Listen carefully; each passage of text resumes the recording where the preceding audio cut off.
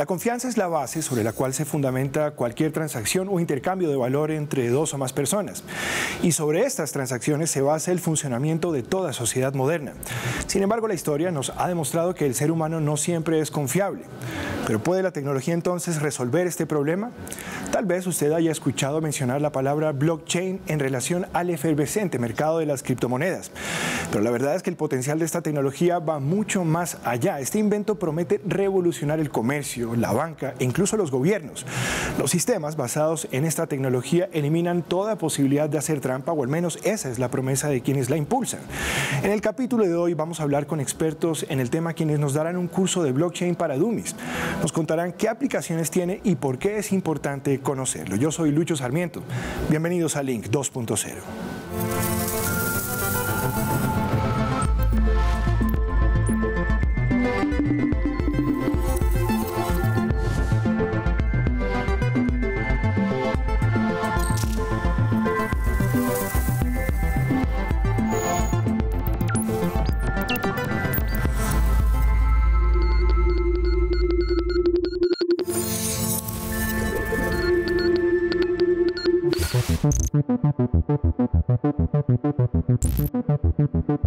El Biela Bogotá es un laboratorio de innovación donde promovemos soluciones tecnológicas innovadoras para diferentes entidades, tanto privadas como públicas, con el objetivo de buscar soluciones a necesidades de los ciudadanos.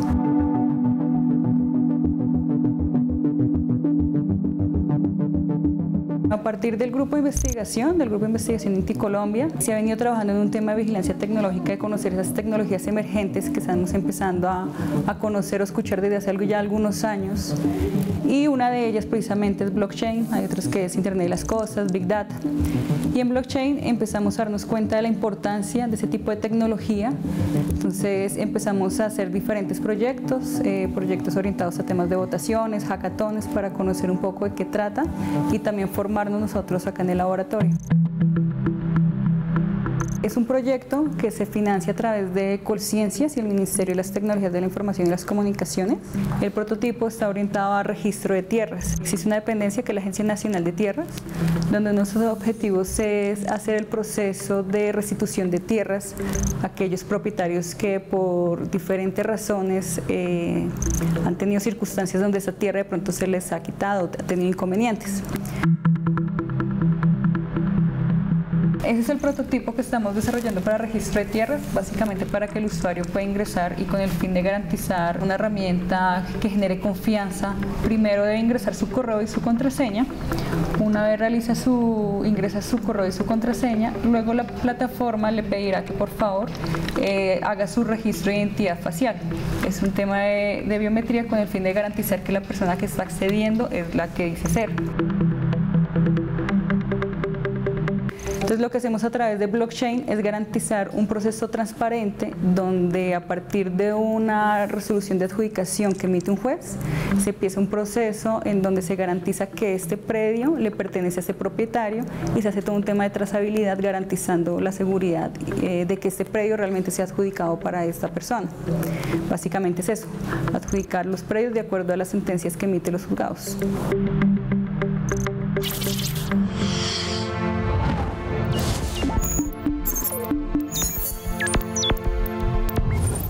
Y hoy nos acompañan en estudio Mauricio Tobar Gutiérrez, él es investigador de blockchain y codirector del grupo de investigación INTI Colombia de la Universidad Nacional. Está con nosotros Jorge Tapicha Bedoya, él es ingeniero de la Red de Investigaciones de Tecnología Avanzada, conocida como RITA, de la Universidad Distrital Francisco José de Caldas. Y está con nosotros también Yacay Bernal, él es líder de TI de la red en RITA. A los tres, bienvenidos, gracias por estar con nosotros. ¿Cuál es la historia detrás de esta tecnología del Big Chain? ¿Dónde arranca? ¿Es una idea de una persona? ¿Es una idea de muchas personas? Un poquito, llévanos por lo que es la historia del blockchain. Bueno, el fundador se podría decir que hay muchas tecnologías, pero está relacionado con la que es más conocida hoy, que es el Bitcoin. Okay. Se crea este concepto, sale un paper que es como un artículo de investigación y a partir de eso se lanza como una oferta parecida a lo que sucede con las acciones, pero de un bien intangible, por decirlo así. Entonces, uno dice, pero no, ¿quién va a invertir en esto? O sea, es una vaina que no tiene algo físico, sino que es una representación de dinero puramente digital. Sí. Es invertir en un concepto nada más, no en algo físico, sino en un concepto. Obviamente, pues son muy pocos los que invierten en eso y por ende el valor que tiene inicialmente el Bitcoin es muy bajito. Okay. ¿Cómo empieza a subir? Pues porque se le ve el potencial en aplicaciones principalmente ilícitas. En transacciones. Entonces, transacciones en el mercado negro, porque puedo hacer pagos de persona a persona, pero sin revelar mi identidad. Entonces hay un boom ahí.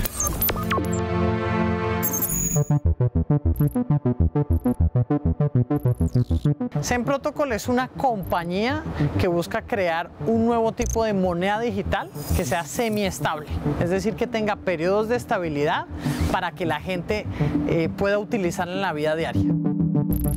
Yo estudié ingeniería de sistemas, pero me retiré para luego crear administración de empresas. Terminé administración y empecé a viajar por todo el mundo. Y entre esos viajes escribí un libro en el 2013 titulado Cambiemos el juego. Entonces el libro lo que decía es que el Bitcoin y las criptomonedas iban a transformar la manera en que la gente iba a utilizar el dinero en el futuro. Después seguí investigando en el Instituto Pensar de la Universidad Javeriana y allí hicimos unos experimentos. Pero solo cuando viajé a hacer mi maestría en el University College London hice experimentos de blockchain para poder validar los títulos universitarios.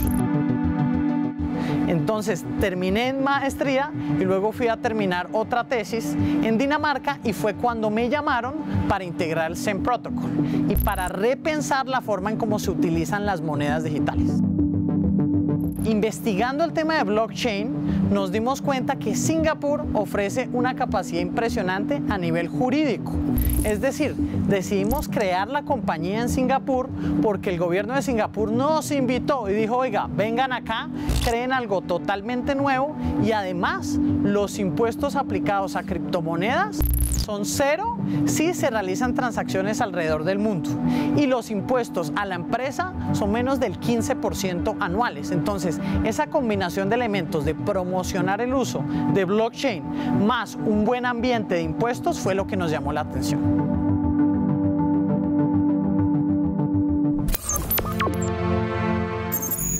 ¿Quién la creó? Le preguntaba yo también, pues es una persona, es un colectivo de personas. ¿Quiénes son los creadores o dueños, si es que los hay, del blockchain? Bueno, pues inicialmente en el 2005 empezó la parte de la primera instancia, el primer aparecimiento del blockchain a mediados del 2005 con Satoshi Nakamoto, el creador de la criptomoneda Bitcoin. Pero eso representaba un bien digital.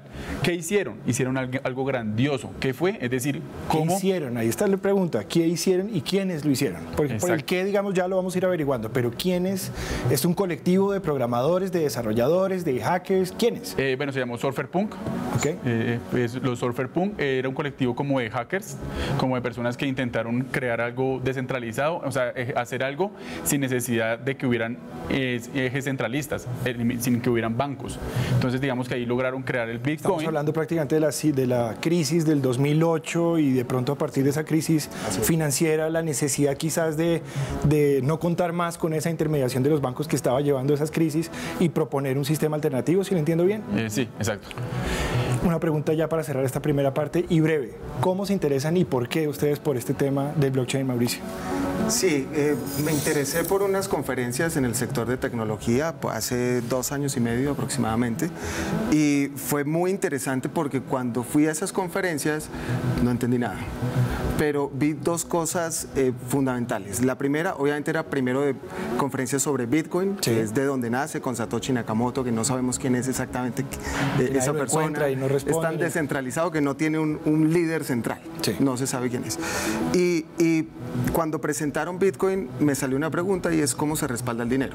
Luego, posteriormente, fui a hacer esa investigación y ahí se abrió una gran cantidad de posibilidades y luego aparecieron los contratos inteligentes. Y la segunda pregunta que me dice es ¿por qué al frente están hablando de desarrolladores de programar dinero? Esto es muy interesante. y a partir de eso fue que entramos a investigarlo como tecnología. Mauricio, ¿qué lo llama la atención y por qué se mete en este tema del blockchain?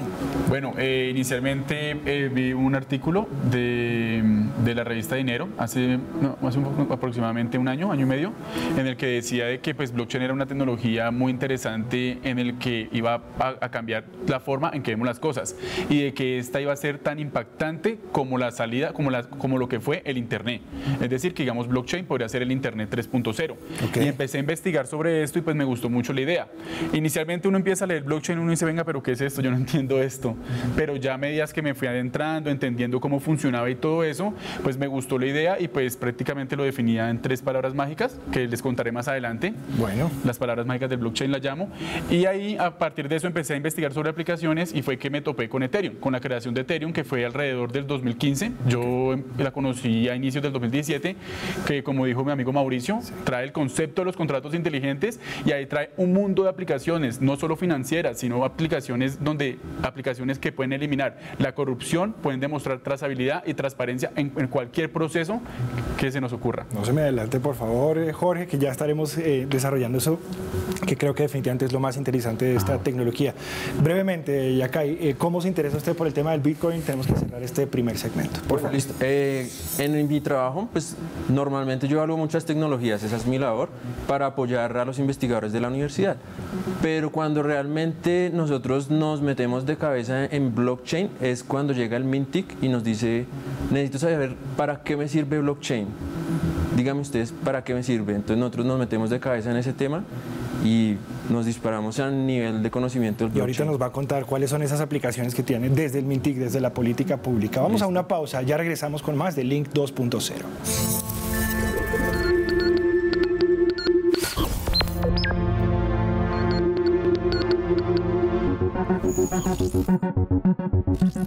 Respecto al tema de restitución de tierras, pues se evidencia un tema de fraudes, de ciertos inconvenientes en el momento de adjudicar los predios. Entonces se ve que con ese tipo de tecnología se puede garantizar que el propietario realmente se le entregue su predio y no tenga de pronto inconvenientes de fraudes de identidad, que cambien la identidad o que se hagan presentar por otro tipo de personas. Entonces básicamente eso consiste en garantizar que el predio sí está adjudicado al propietario que la está reclamando. En gestionar procesos, básicamente acá es donde vamos a iniciar el proceso de adjudicación del predio. Iniciamos primero creando el propietario, donde básicamente es la información básica que tenemos del usuario, que es su nombre, número de cédula, su correo electrónico, su teléfono, y luego empezamos a generar la creación del predio. Una vez diligenciamos estas 2 acciones, ya empezamos el proceso de adjudicación del predio, en donde empezamos a subir los documentos, que son los que emiten el juzgado o las diferentes instancias que permiten hacer la velación de que ese predio se vaya a entregar a ese propietario de acuerdo a la resolución de adjudicación que emite el juez. Básicamente acá estamos garantizándole al propietario un proceso que genera confianza y que cuenta con la trazabilidad y optimización de tiempos, donde evitaríamos o mitigaríamos un poco el tema de fraude o de falsificación muchas veces de documentos. Entonces podríamos pensar un poco que esa tecnología permite brindarle al usuario final todo un tema de seguridad respecto a su predio.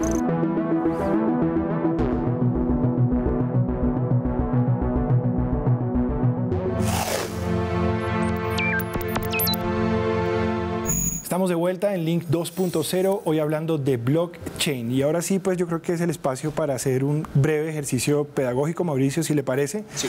Y usted a partir de este ejercicio, entiendo, nos va a explicar qué es y cómo funciona el blockchain. Vamos a intentar hacerlo entre todos, si les parece. Vamos a jugar. Vale, entonces aquí blockchain. Estamos, Jorge, Yakai y yo a sus órdenes. Vamos a tratar de hacer una blockchain entre los 4. Vale. Okay. Blockchain traduce cadena de bloques. Y vamos a hacer un símil de que este POSIT es un bloque. Están conectados, hay 2 POSIT. Cada POSIT es un bloque. Listo. Y tenemos unos colores que los vamos a llamar, o unos circulitos que vamos a hacer transacciones con estos circulitos entre los 4.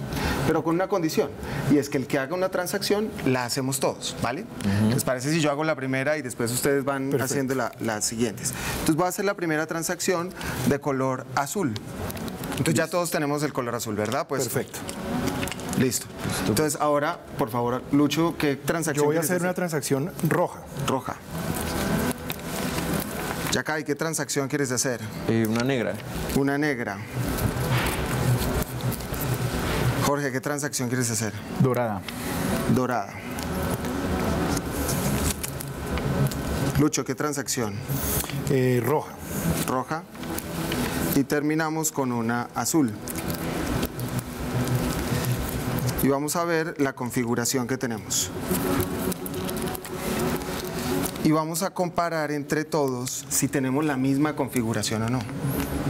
Y si hay error en esa configuración. Entonces veamos, Mauricio, Entonces su yo tengo configuración. azul, rojo, negro, dorado, rojo y azul. Pongámoslas aquí al frente para que las podamos observar. Yo lo tengo. Dorado, rojo y azul. Sí. Muéstrela aquí a la cámara, por favor, Jorge. Yo tengo azul, Póngala así, póngala. azul, rojo, negro, dorado, azul y rojo. Y yo tengo azul, rojo, dorado, rojo, negro. Me equivoqué. Yo Te también. equivocaste. Ok, hay 2 errores en la cadena. Exacto. Pero tú y yo tenemos la misma configuración. ¿De Pero acuerdo? la corregí. Bueno, en realidad lo importante es que la configuración, por mayoría, decidimos cuál es la Aquí configuración. estamos representando, digamos, un universo de Apenas somos poquitos 4. bloques, pero pudieran ser cientos de miles de millones de bloques. Cuando son cientos y miles, entonces un error, el resto de los nodos van a decir esa transacción no es correcta. Ahora, yo voy a hacer un error ahora. Voy a hackear esta transacción que se supone que es la correcta. Ustedes que ya saben cuál es la correcta, ¿qué me van a decir? No se puede Usted porque no puede y tiene que volver con las transacciones que sean correctas para poder entrar a la cadena. Ah, exactamente. Entonces, por eso se habla de la seguridad de blockchain, porque una vez registras algo en blockchain, no lo puedes modificar, porque tendrías que modificarlo en más del 51% de los nodos a un nivel conjunto mundial. de transacciones conforman un bloque. Supongo Exacto. que este bloque, digamos, se cierra cuando se cierra. llenen un determinado número de transacciones. ¿Cómo llamamos al conjunto de bloques? Entonces, cada 10 minutos, por ejemplo, en el caso de Bitcoin, que es la más conocida, ese bloque se cierra y alguien que está verificando es beneficiado con un Bitcoin y pasamos al siguiente bloque que queda relacionado con este. Ok. Entonces, cuando empezamos a sumar bloques, es que llamamos la cadena de bloques, por eso se llama blockchain. Entonces, básicamente, el blockchain, si le entiendo bien, y por favor corríjame, por favor, a los 3 corríjanme, es una cadena de bloques donde quedan consignadas una serie de transacciones no reguladas por nadie de manera central, sino reguladas, digamos, o la información resta o reposita en cada uno de los bloques que tiene cada uno. Toda la información queda distribuida en todos estos nodos. La diferencia en el funcionamiento real es que no son personas las que están haciendo estas transacciones, sino que son computadores. Entonces no hay espacio para el error humano acá. Exactamente. Y además están protegidas por criptografía, que ustedes conocen mucho del tema de criptografía.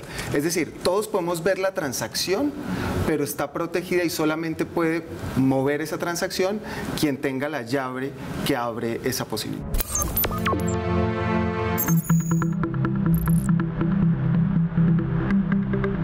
Wissent es una red de intercambio de dinero que te permite a ti comprar y vender productos y servicios, te permite transferir valor entre usuarios y te permite almacenar valor.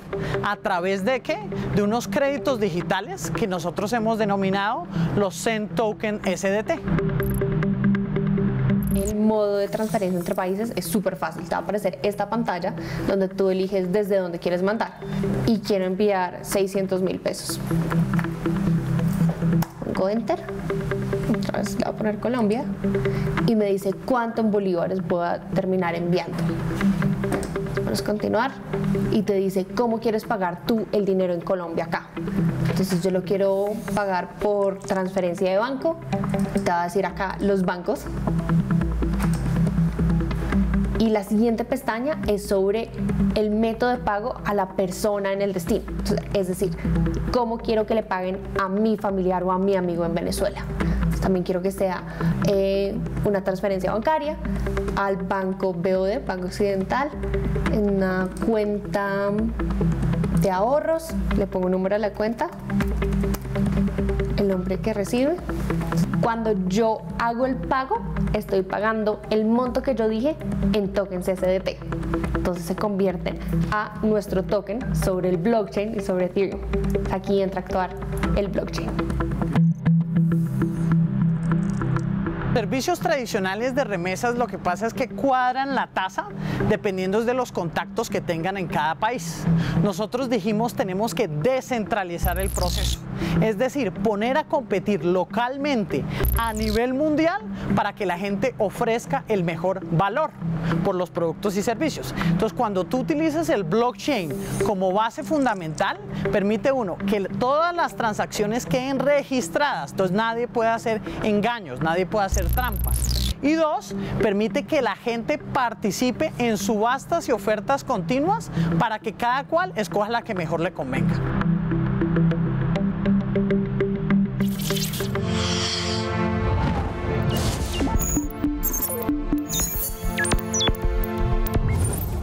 ¿Por qué es bueno el blockchain? ¿En qué me beneficia esto? ¿Por qué es mejor que lo que ya hay? Ya cae. ¿Por qué es mejor? Bueno, normalmente, si es una sola persona la que tiene la responsabilidad de decir cuál es el orden de las transacciones o cuál es el orden de, no sé, cualquier serie de operaciones, entonces esa persona puede alterar la información. Sí. En el blockchain tú garantizas que no va a haber alteración de la información. Y si la hubiera, digamos, hay un mecanismo de seguridad colectiva, por llamarlo de alguna manera, que impide que se pueda alterar esa información de esa transacción. Algo tan simple como las votaciones. Las votaciones, la gente siempre dice, no, pero es que hubo fraude, porque alteraron la votación, metieron más votos, alteraron los registros, las actas, algo alteraron. En el blockchain no pasa eso, porque no es una entidad la que tiene a cargo, sino somos todos. Entonces ahí ya la gente nos empezaría a entender. Si dijéramos que pudiéramos tener elecciones mucho más transparentes en Colombia usando el blockchain, ¿eso sería una aseveración cierta? Sí, claro, o sea, con blockchain las elecciones no se podrían hackear, por decirlo así. ¿Qué piensa usted de Jorge? Hay cosas muy difíciles de corregir, que es la parte de la moral humana. Lastimosamente creamos sistemas y a veces llega la persona, porque sí, podemos hacer votaciones con blockchain, pero la persona puede decir, venga, yo le voy a pasar esto y usted vote. Puede que la persona venda su moral o no venda su moral. Sin embargo, vamos a mitigar todos los riesgos de corrupción en los sistemas, como hablamos del fraude electoral. Ya una vez la persona está frente a su computador o está haciendo un servicio y ya una vez genera la transacción, eso va a ser inalterable. Voy a poner un caso de uso. Digamos que yo soy dueño de un banco y manejo ahí todas las transacciones y yo soy el ingeniero que se encarga de manejar esa base de datos. Entonces, ¿quién es el responsable de la información? Soy yo. Entonces, ¿qué pasa? Me llama y me dice, venga, hermano, necesito que por favor me cuadre aquí esto para poder generar unos créditos que necesito con el banco. Cuádreme eso, yo le doy a usted 5.000 millones de pesos, que es que estamos hablando de un crédito de billones de pesos, ¿sí? ¿Qué pasa? Yo soy el ingeniero, es mi base de datos, no tiene blockchain, llego yo, la altero. Ajá, la altero y puedo borrar cualquier tipo de registro, ¿sí? Como blockchain se llama cadena de bloques y tenemos aquí bloque 1, pongámoslo de este lado, y bloque 2. Este bloque ya no puede volver a ser alterado, este bloque ya se generó en la cadena, de manera que si yo hago un cambio acá, aquí no podría hacer un cambio, porque ya quedó acá, ya esto es inalterable. Entonces, ¿qué pasa? Yo sí podría cambiar en la base de datos, yo igual podría cambiarlo en la blockchain, pero ¿dónde va la información? Va a ir aquí, a un bloque 3. Si me prestas el bloque 3. ¿Prestas ese bloque? La nueva información del cambio va a ser aquí el bloque 3, ¿cierto? Sí. Pero ¿qué pasa? Que está la trazabilidad y no se puede borrar de que la información de que yo acá cambié un dato y el dato nuevo está acá. Trazabilidad, yo creo que esa es la palabra que resulta clave en este ejemplo, Jorge. Unos terminitos muy breves porque se nos acaba realmente el tiempo. El tema es enorme y no cabe en un programa como el nuestro. Necesitaríamos unos 2 o 3, pero usted mencionó ahorita la palabra contrato inteligente. En 10 segundos, ¿qué quiere decir contrato inteligente? Un contrato inteligente es un contrato como el que nosotros conocemos, ¿sí?, de papel, que le ponemos unas condiciones, pero ahora lo podemos programar en código. Y como lo que ponemos en blockchain no lo podemos modificar, las dos partes que firmamos ese contrato confiamos en que nadie lo va a alterar, ni tú ni yo. Y ese contrato ahora le puedo adicionar valor, como bitcoins o Ethereum. Y cuando se ejecuta de manera automática. cuando se cumplan las condiciones, sin que haya notarías, abogados, etc. Digamos, un requisito para acceder al blockchain debe existir un contrato inteligente de alguna característica. Para la mayoría de casos de uso de blockchain se necesitan contratos inteligentes, más no para todos. Ok. Vamos a hacer una pequeña pausa y ya regresamos con más de Link 2.0.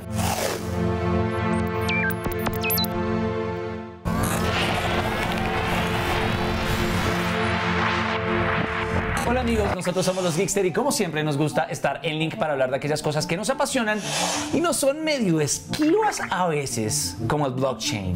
Y además son apuestas a futuro muy importantes. El tema del blockchain es clave en este momento porque tiene que ver mucho con criptomonedas. Piénsenlo como en monedas digitales. Piensen en la eliminación del papel y las monedas y que todo se pudiera hacer de forma digital. Que todas esas cosas finalmente estuvieran digitales en una cuenta y usted a partir de esa cuenta pudiera comprar cosas, pudiera hacer negociaciones directamente con la gente. Hay muchas otras aplicaciones más allá de las financieras, digamos por ejemplo cualquier contenido digital, cualquier producción digital o una película. Cada película podría tener su propio ADN y eso podría combatir la piratería, o incluso están los contratos inteligentes, que son una forma muy interesante de aplicar este tipo de tecnología blockchain. Los contratos inteligentes son una cosa que si usted y yo tenemos un contrato y la cosa tiene que partirse 50-50, la moneda que usted pague automáticamente se parte en dos gracias a esa tecnología aplicada en ese tipo de productos y procesos. Algo así como si estuviera absolutamente automatizado. Es un poco complicado, pero para tratar de entenderlo un poco, es como si en su momento la transacción que nosotros queremos hacer para comprarle el carro a alguien, o por qué no decirlo, un servicio médico, lo podamos hacer directamente con la persona y eliminemos el intermediario.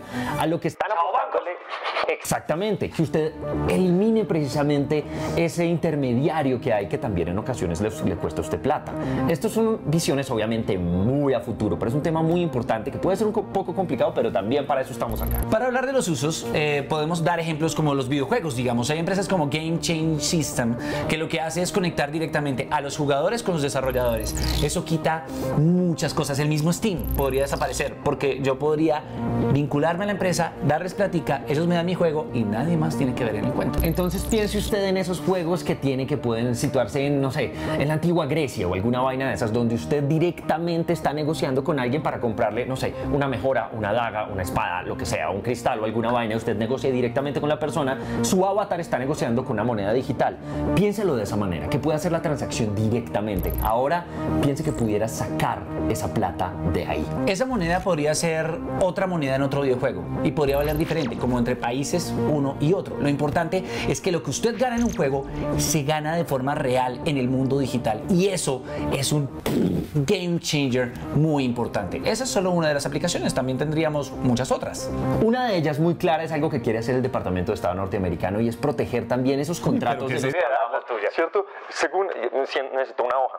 No mentiras. Ya, hablando en serio, hay un tema de contratos muy importante que quiere hacer el gobierno de los Estados Unidos, y es precisamente proteger los contratos de la gente de forma digital para que sean también y formen parte de blockchain. Blockchain es una cadena finalmente. Y eso nos podría llevar a trastear el dinero de un lado al otro y encontrar si hay, no sé, niños mongoleses trabajando en barcos en mitad del Índico.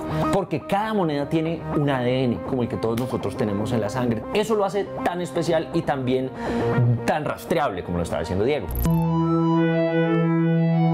Sí, muy positivo todo el asunto. Imagínese donde nos fuéramos para el lado oscuro. No para lo oscurito, para el lado oscuro. Lo oscuro podría ser, no sé, digamos, que este tipo de monedas o de transacciones quedaran impregnadas también con nuestro código genético, que también es código.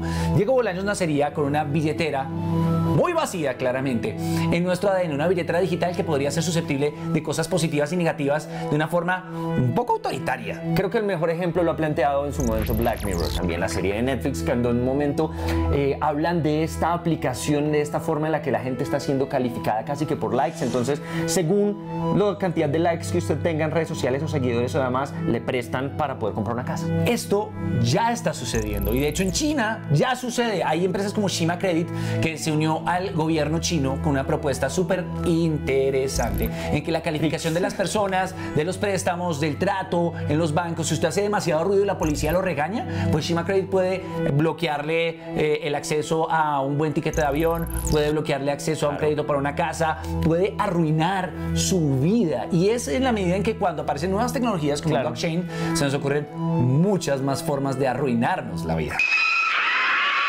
Claro, aquí nos estamos yendo a los extremos. Porque cada vez que aparece una nueva tecnología se nos ocurren más fantasías distópicas. De hecho, hay muchas tecnologías que nos inspiran muchas distopías. Está, digamos, el caso de los nanobots. Los nanobots, bueno, los nanobots, como para que tengan un ejemplo de más o menos cómo funcionan, no sé si se vieron Pequeños Grandes Héroes, Big Hero 6, que son esas maquinitas negras que se están conectando las unas a las otras para conformar una gran cadena. Bueno, más o menos eso es un nanobot. Tienen ADN, se conectan y crean algo. Imagínense, ya hay científicos en el Caltech que lograron hacer que esos pequeños nanobots tengan la orden de recoger algo y llevarlo al otro lado. Básicamente se robaron la idea de Big Hero 6. Pero imagínense que usted le aplique, no sé, una tecnología blockchain a esto. Lo que hace es que cada uno de esos nanobots que trabajan en conjunto eventualmente puedan tener órdenes independientes. Imagínense que uno de ellos quisiera dominar el mundo. Infecte a todos los demás, pero realmente es un poco de lo que se trata, porque todo está finalmente conectado con un código genético que es un código único y exclusivo. Es algo así como pensar en la película Código Enigma. Usted tiene que tener una palabra clave para descifrar un código y cada código va constantemente variando y cada código es diferente según cada transacción y todas las transacciones van pegadas una a otra, haciendo una cadena que puede ser rastreada sí y solo si usted tiene esa palabra para descifrar la clave. El problema es que obviamente el eslabón perdido es uno, el ser humano. Infinitamente se nos ocurren muchas cosas que pueden salir mal. Puede salir, no sé, Matrix, puede salir Blade Runner, pueden salir Skynet, Terminator, y todas esas cosas son las que alimentan la fantasía de la ciencia ficción. Tenemos una nueva fuente de inspiración, se llama el blockchain, y vamos a aprender mucho de eso en los próximos años. Todo eso porque es una gran y escalofriante época para ser geek.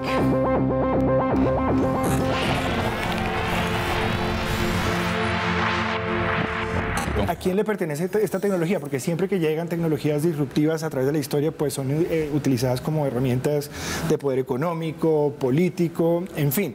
¿A quién le pertenece el blockchain y quién, si es que existe ese quién, se va a ver beneficiado, digamos, de poseer o ser el dueño de esta tecnología, Mauricio? Hay varias versiones. Si vemos, por ejemplo, las versiones de las blockchain abiertas o públicas, como Bitcoin, Ethereum, son de software libre, es decir, cualquiera los puede utilizar, cualquiera incluso puede crear una copia de ellas. Pero también, pues en estos mundos, así como hubo Internet e intranet, sí, también hay blockchains públicas o abiertas y hay blockchains privadas o permisionadas, es decir, que tengo que tener permiso para entrar y solamente pueden entrar las entidades que están autorizadas. Entonces ya hay instituciones como la Linux Foundations que crearon en principio gratis, supongo, de carácter gratuito. En general, estas aplicaciones tienen un costo, nada es gratuito, digamos, si quieres desarrollar o si quieres utilizar Bitcoin, si hay unos costos por cada transacción, etcétera. Por supuesto. En las redes privadas, pues depende de quién arme esa red privada. Hay otras tecnologías como Hyperledger, hay otras empresas como R3 que están trabajando redes entre instituciones o entre empresas donde los ciudadanos, por ejemplo, no pueden entrar a participar. Algunos pueden ver lo que pasa en esa red, pero no pueden participar. Por eso se llaman permisionadas. En cambio, en las públicas o abiertas como Bitcoin, Ethereum, cualquiera puede entrar desde su casa. ¿Es esta una tecnología que se puede replicar, digamos, el funcionamiento de la red, el código detrás del blockchain, o es simplemente un principio lógico de funcionamiento transaccional que uno puede replicar desarrollando otro tipo de códigos? Digamos, ¿es algo que uno puede copiar y utilizar en otros contextos? Sí, claro. De hecho, el principio básico al ser software libre es que tú puedes agarrar esa plataforma y utilizarla para lo que quieras. Nosotros en Colombia, en el Ministerio, queremos utilizarla, podríamos utilizar el blockchain, implementarlo para cualquiera que sea lo que Ese fue el propósito de la investigación. Llega el MINTIC y nos dice, esta nueva tecnología y quiero que me digan para qué se puede usar en el gobierno. Entonces nosotros agarramos, primero hacemos un estudio de qué plataforma blockchain vamos a usar, porque hay muchas. Decidimos que vamos a usar Ethereum o Ethereum, que es como la segunda después de Bitcoin y es de código abierto. Y utilizamos esta plataforma para garantizar la autenticidad de todos los procesos en el Estado. Se crea un piloto para garantizar toda esa autenticidad. Entonces se garantiza por un lado la persona que ingresa a la plataforma y se garantiza los documentos. Como caso de uso tomamos los diplomas, que es como lo más cercano a nosotros como universidad. Entonces, si una persona quiere compartir un diploma pero digitalizado, yo se lo doy a Jorge. Jorge podría cambiarle la fecha, podría cambiarle el nombre, ponerse él mismo y presentarlo a otra empresa. Pero con blockchain yo garantizo que ese diploma, aun siendo digital, es original. Entonces, si él le cambia, aunque sea un punto, ya la blockchain va a decirme eso.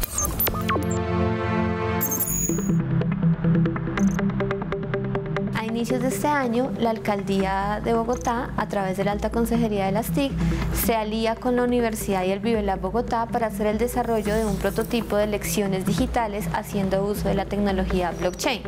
Para desarrollar este prototipo teníamos el reto de usar esta nueva tecnología y generar un prototipo de lecciones que le permitiera a estudiantes de colegios distritales elegir su personero. Para este proceso seleccionamos 3 colegios del distrito y con cada uno de ellos tuvimos que definir cuáles eran las condiciones de las elecciones que iban a desarrollar, ya que algunos tenían 2 o 3 cargos para elegir, pero había otros que tenían incluso 5 cargos en este proceso. Desarrollamos este proyecto más o menos durante los meses de enero y febrero de este año y a finales del mes de febrero lo aplicamos en 3 colegios distritales. Alrededor de 1.400 estudiantes tuvieron la oportunidad de hacer elecciones digitales haciendo uso de esta nueva tecnología. Lo que hacíamos era que los estudiantes digitaban su código como tal. El código es una identificación única que corresponde a cada uno de los chicos que iban a votar. Una vez que lo registraban, entraban a votar y allí encontraban los candidatos de su elección. Entonces había diferentes cargos como la veeduría, la personería, la tesorería, que eran establecidos por cada uno de los colegios. Entonces una vez que ellos realizaban su voto, había una pantalla de verificación y allí se confirmaba que ellos habían realizado el proceso.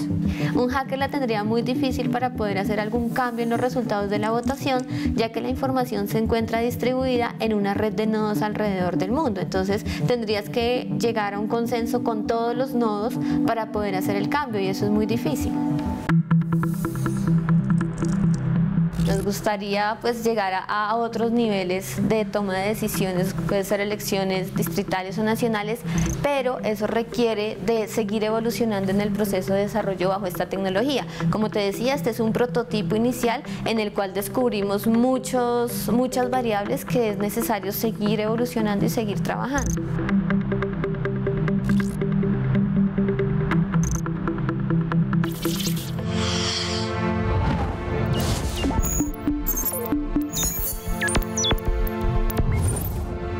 ¿Qué características debe tener alguien que quiera desarrollar algo a partir de blockchain? Amar la ciencia, amar el gran conocimiento que nos aporta la blockchain, y toda la documentación se encuentra en internet, se encuentra en la nube de diferentes plataformas abiertas. Lo que los programadores están haciendo es aplicarla, implementarla, digamos, ya está creada la tecnología blockchain, sí. ¿O es una tecnología que sigue en evolución y perfeccionamiento? Siempre va en evolución y en perfeccionamiento. Digamos, por lo menos Ethereum está ahorita perfeccionando lo de los algoritmos de consenso, pues para no extenderme. ¿Qué es un algoritmo de consenso? Por favor, no nos confunda. Un algoritmo de consenso es la forma en la que se va a llegar a validar una transacción, como en el caso de Mauricio. Aquí llegamos a que todas las transacciones sean ciertas. Por debajo de eso existe la forma en cómo esto se genera. Digamos, actualmente en las redes de Bitcoin o de Ethereum usan prueba de trabajo. ¿Qué es la prueba de trabajo? Lo voy a explicar rápido con una analogía.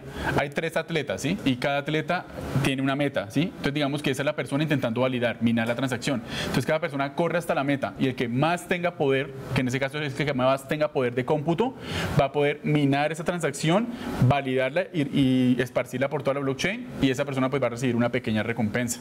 ¿El desarrollo de blockchain necesariamente implica desarrollos o compras o adquisiciones de hardware? Sí. Sí, dependiendo si sea privado o si sea público. Si es público como Ethereum o Bitcoin, no hay necesidad. Ahí, como decía mi amigo Mauricio, uno va a pagar por las transacciones y por lo que use. Sin embargo, también brindan a los desarrolladores redes de pruebas que no tienen ningún costo para que prueben que lo que están haciendo funciona perfectamente y luego sí puedan ir a una red pública. Pero si es una arquitectura privada como Hyperledger o como Ethereum, la parte de desplegar de una red privada, si es algo así privado, que la empresa lo quiere solo para ella, ahí sí hay 2 opciones, o desplegar infraestructura o contratar algún servicio en la nube. Interesante, vamos a hacer una pausa, en un momento regresamos con más de blockchain aquí en Link 2.0. Cuando tú utilizas Wizen tienes varias oportunidades. Primero, de almacenar los tokens digitales. Eso no lo haces con otras plataformas. ¿Y para qué te van a servir los tokens? Tú con Western Union no puedes comprar el mercado. Tú con Western Union no puedes comprar medicinas. Mientras que con una moneda digital que se va a integrar a múltiples servicios y lugares vas a poder comprar. Entonces, esa es la gran ventaja. Es, uno, te sirve para enviar dinero, pero dos, te va a servir para adquirir bienes y servicios. Realmente Wizen se basa para ayudar a los más de 258 millones de migrantes alrededor del mundo, pero hay países que tienen unos sistemas desastrosos, como Irán, como Venezuela, como Nigeria. Y escogimos Venezuela porque nos dimos cuenta que los 4 millones de venezolanos están sufriendo cada día por la inflación. Entonces, ¿qué dijimos? Ellos normalmente pagan hasta el 35% por enviar dinero. ¿Por qué no creamos un sistema y nos vamos al mercado venezolano y les ofrecemos algo que baje del 5% en las transacciones? Por eso es que queremos demostrar que si Wizen funciona con Venezuela, puede funcionar en cualquier parte del mundo. Antes, cuando no existía el blockchain, se utilizaban servidores, ¿sí? Las famosas granjas de servidores que hoy en día se siguen utilizando. Cuando ustedes entran a YouTube, se están conectando a un servidor. Cuando entran a la aplicación de la DIAN, que se cae todo el tiempo, se están conectando a un servidor. Entonces, son servidores que alguien tiene el control absoluto.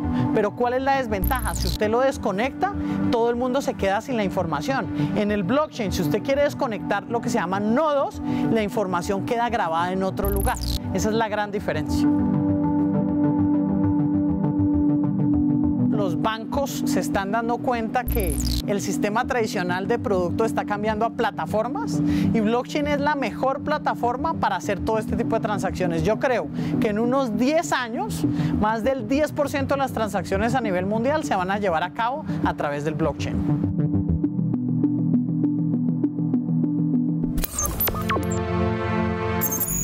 Hablemos de aplicaciones de blockchain en diferentes industrias. Por ejemplo, Arabia Saudita se asoció con la compañía IBM para desarrollar soluciones en blockchain que facilitarán las transacciones y servicios gubernamentales. La Bolsa de Valores de Shanghai, la cuarta más grande del mundo, está empezando a utilizar blockchain para garantizar la transparencia de todas sus operaciones. Pregunta al panel, ¿cuáles son las aplicaciones más populares de esta tecnología? Ya acá hay aplicaciones populares que usted le esté viendo al blockchain que le llamen la atención, que quiera compartir con nosotros. Muchísimas. A nivel local ahorita estamos trabajando con las notarías porque ellos se asustaron, dicen, bueno, blockchain nos va a acabar. Nosotros les dijimos, no, blockchain los puede fortalecer. Y estamos trabajando ya con varias notarías para desarrollar una aplicación con este tema. No, las aplicaciones definitivamente son infinitas. Ya nos decía Mauricio que es muy difícil hackear o, digamos, hacer trampa en un blockchain, Jorge, pero usted, digamos, ¿es posible o es absolutamente imposible? ¿Qué se requeriría? ¿Es un tema de capacidad de hardware, de conocimiento? ¿Qué se necesita para franquear un blockchain? Bueno, digamos que ningún sistema es imposible de hackear, cualquier tipo de sistema es vulnerable, pero pues blockchain encuentra que es el sistema más complicado de hackear. ¿Ha pasado ya algo de hacking con blockchain o aún no? De robos de información. Pero eso no está dentro de la blockchain, sino que son sistemas que se ponen encima de blockchain, centralizados, y esos sí han sido vulnerados. Exacto. Es decir, yo creo una aplicación, yo le digo a la gente, crea una aplicación en que yo le digo a la gente, venga, deposita aquí sus llaves, deposita aquí todo, que esto va a estar seguro, y es la aplicación que se está conectando a la blockchain la que se aprovecha la gente para coger esa información y empezar a robar dinero o transacciones. Sin embargo, pues para hackear una blockchain hay algo llamado el ataque del 51%, de que son muchísimos nodos y es muy difícil, porque es decir, escoger el control del 51% de la red de todos los nodos y lograr al mismo instante de tiempo ese 51% cambiar la información en el mismo instante. Igual eso es muy complicado porque si yo monto un solo nodo blockchain y yo intento hackearlo, es muy complicado que el mismo nodo, así sea solo un nodo, no se dé cuenta de que ya la información no es válida. Me imagino que entre más bloques, más nodos, será mucho más difícil realizar ese tipo de ataques. De hackeo. Sí. Seguridad sería una de las grandes virtudes, yo creo que, del blockchain. Vamos a un corte, ya regresamos con el cierre de este capítulo tan interesante hoy hablando de blockchain, más en Link 2.0.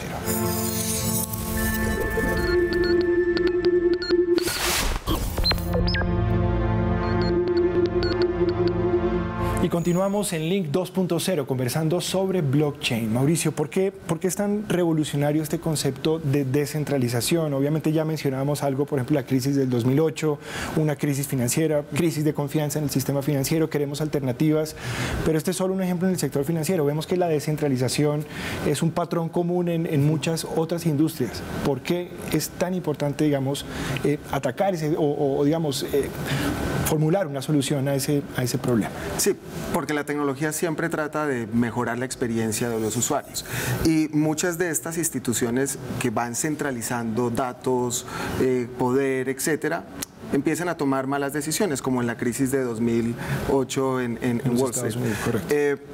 Por ejemplo, para ilustrarlo, el tema de Facebook y el escándalo de Cambridge Analytica, donde básicamente con nuestros datos, que nosotros cedemos los datos a Facebook, nosotros ya no tenemos posesión sobre esos datos, los analizan y con ese análisis de esos datos pueden influenciarnos para que incluso se cambie un presidente de Estados Unidos, o sea, electo un presidente de Estados Unidos.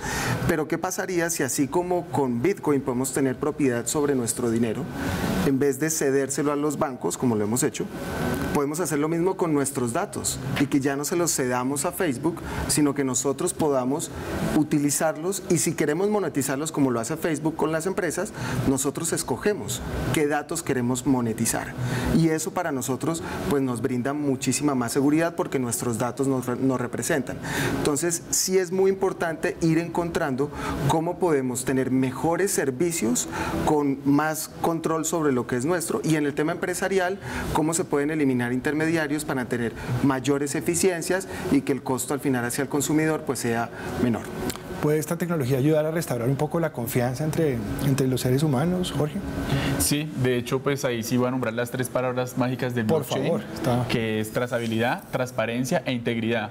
Y eso puede que la gente empiece a dar confiabilidad de que la información no va a ser alterada. Y si la información no va a ser alterada, puede tener la confianza de que si yo escribí algo, ahí va a estar y va a permanecer para siempre.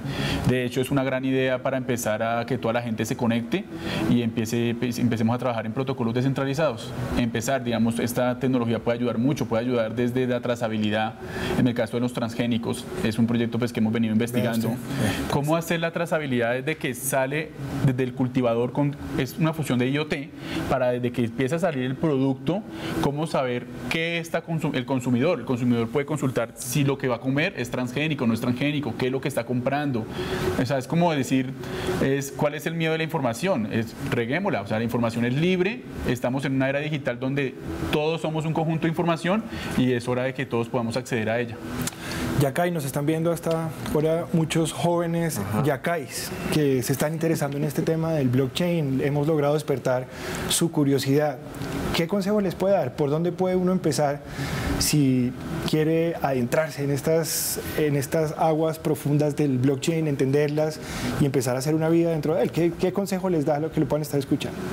Bueno, esto es un tema apasionante y al principio uno lee y dice, ¿pero qué es esto? O sea, prepárese para leer y no entender al comienzo. Sí, al principio uno lee mucho y después de leer dice, bueno, como que entendí un poquito. Después de leer mucho dice, no, yo no había entendido nada. Entonces es prepararse para leer mucho, hay mucha documentación, hay muy buenos videos también. Pero sí es un tema de disciplina porque es un concepto nuevo y puede ser un poquito difícil de entender. Entonces, me imagino que en constante evolución también. Sí, en constante evolución. Pues a los 3 muchas gracias por ayudarnos a entender este complejo tema del blockchain. Yo creo que lo hemos logrado y bueno, ya habrá una buena nueva oportunidad de seguir conversando. Muchas gracias. Bueno muchas gracias. Si bien blockchain ha sido crucial para facilitar el auge de las criptomonedas, como hemos visto en el programa de hoy, estamos hablando de una tecnología que apenas está en su infancia, pero tiene el potencial de transformar nuestra sociedad en muchos aspectos. Estamos entonces ante un nuevo paradigma de sistemas descentralizados. ¿Cómo nos impactará en nuestra vida cotidiana el blockchain? Nos vemos en una próxima emisión de Link 2.0, Experiencias Conectadas.